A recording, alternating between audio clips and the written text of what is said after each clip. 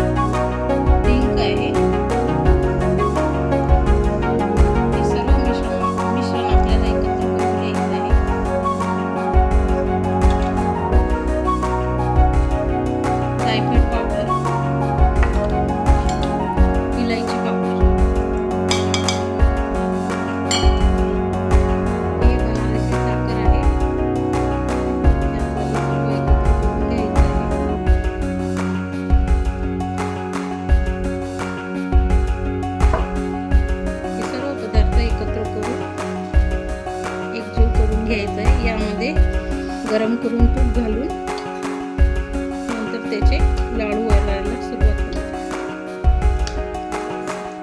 तूप घेतलेलं आहे हे आपण गरम करून त्याच्यामध्ये मिक्स करून घ्यायचं आहे सर्व.